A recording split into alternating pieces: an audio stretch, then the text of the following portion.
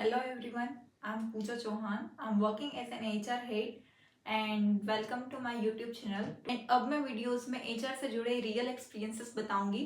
So start करते हैं हमारा वीडियो. आज का वीडियो है हमारा कि मैक्सिमम कैंडिडेट्स होते हैं जो जॉब के लिए अप्लाई करते हैं और मल्टीपल इंटरव्यूज भी देते हैं, इवन आंसर भी देते हैं इंटरव्यू में, बट उसके बाद भी सिलेक्शन नहीं होता है. क्यों? उसके पीछे क्या रीजन है? क्यों एक HR आपको सिलेक्ट नहीं करता है? बताऊंगी वो सच जो एचआर कभी भी कैंडिडेट को नहीं बताता है, वो इंटरव्यू के बाद फाइलिंग में रखता है. रोज मेरे पास मैसेज आते हैं कि मैम सब कुछ सही था इंटरव्यू में, उसके बाद भी रिजेक्ट हो गया है, क्यों? एक चीज आपको मैं क्लियर कर देती हूँ कि इंटरव्यू क्वेश्चंस का गेम नहीं है. एचआर आपको जज नहीं करता है, एचआर आपको ऑब्जर्व करता है. फर्स्ट पॉइंट है एटीट्यूड. मैं आपको एक चीज क्लियर कर देती हूँ कि डिग्री सबके पास होती है, आंसर सभी देते हैं, बट सबसे पहले देखा जाता है एटीट्यूड. आपका मतलब जो एटीट्यूड है वो पॉजिटिव है या नहीं. एचआर ऐसे लोगों को चुनता है जो टीम के साथ बैलेंस कर पाए. इफ अगर आप ज्यादा ओवर स्मार्ट हो या फिर ज्यादा अंडर कॉन्फिडेंस हो, तो ऐसे लोगों को सिलेक्ट नहीं करता है, आपकी फाइल वहीं क्लोज हो जाती है. इफ यू वांट कि आपको एचआर सिलेक्ट करे, तो you should have a positive attitude. अगर आपका एटीट्यूड पॉजिटिव होगा एंड एचआर को लगेगा कि मतलब ये कैंडिडेट जो है टीम बिल्डिंग में हेल्प करेगा, देन दे थॉट कि हमें प्रोफाइल आगे फॉरवर्ड करनी चाहिए. सेकंड जो होता है आपका कम्युनिकेशन होता है. कम्युनिकेशन की आप किस तरह से रिप्रेजेंट कर रहे हैं, आप कुछ भी बोल रहे हो ना उसमें क्लैरिटी होना चाहिए. बहुत सारे लोगों को लगता है कि मेरी इंग्लिश कमजोर है इस वजह से रिजेक्ट हो गया. ऐसा नहीं है. आप नॉर्मल हिंदी इंग्लिश मिक्स करके भी बोलते हो तो HR will hire you if you will be clear.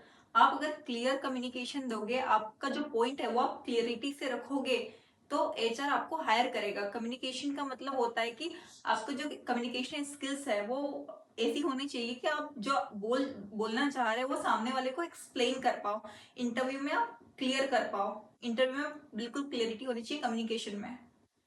हमारा थर्ड पॉइंट है इंटरेस्ट. कैंडिडेट हमेशा बोलता है I am interested for this role, but when HR asking a cross question ना, तो कैंडिडेट वहीं कोलैप्स हो जाता है.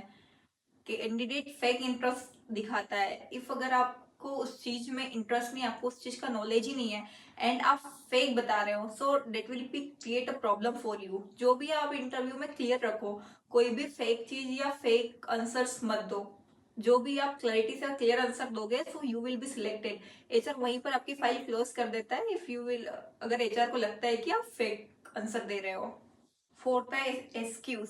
लेट आना, नेटवर्क इश्यूज, बहाने बनाना एंड प्रीवियस कंपनी को ब्लेम करना, ये सब एचआर को एक ही सिग्नल देता है जिससे एचआर फाइल क्लोज कर देता है. कभी भी आप इंटरव्यू दे रहे हो तो फर्स्ट थिंग याद रखो कि आप बी पंक्चुअल, टाइम से जाओ, लेट मत करो एंड एक्सक्यूजेस मत दो. एंड सेकेंड थिंग, कभी भी अपनी ओल्ड कंपनी को ब्लेम मत करना. एक एचआर सोचता है कि अगर ये एम्प्लॉय प्रीवियस कंपनी में इतने साल वर्क करके आया है, इवन उसके बाद भी कंपनी को ब्लेम कर रहा है, तो ये करंट कंपनी को भी ब्लेम कर सकता है.